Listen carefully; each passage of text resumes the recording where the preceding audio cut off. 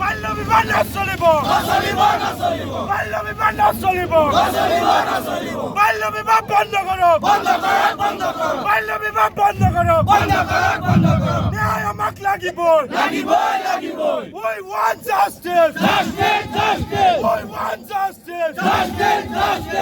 ইয়াৰ বিৰুদ্ধে আন্দোলন ছাত্ৰী আমাক ঘূৰাই লাগে বাল্য বিবাহ সম্পন্ন কৰিব দিয়া নহ'ব we want justice we want justice no justice no rest no justice no rest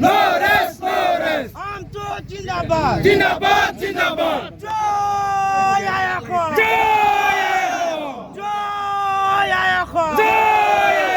ছাত্ৰী নিৰ্যাতন বন্ধ কৰক ছাত্ৰী নিৰ্যাতন নচলিব ছাত্ৰী অপহৰণ কৰাসকলক কৰায়ত্ব কৰক ছাত্ৰী অপহৰণ কৰাসকলক কৰায়ত্ব কৰক এগৰাকী কৰ্মচাৰী আমাৰ অঞ্চলৰ এগৰাকী নাবালিকা ক্লাছ 9ত পঢ়া ছাত্ৰীক যোৱা 18 তাৰিখে অপহৰণ কৰি লৈ যায়। বৰ্তমানলৈকে এই ছাত্ৰীগৰাকীৰ কোনো ধৰণৰ খবৰ আমি পোৱা নাই। পৰিয়ালে জনোৱা মতে যোৱা 18 তাৰিখে বঙালমাৰা আৰক্ষী চকীত এখন এজাহাৰ দাখিল কৰা হৈছে আৰু সেই মৰ্মে পৰিয়ালৰ লোকে এচি পাইপলাইন কোম্পানীৰ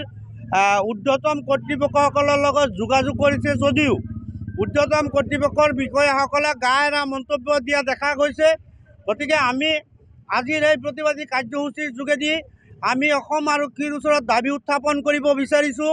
যে 24 ঘণ্টাৰ ভিতৰত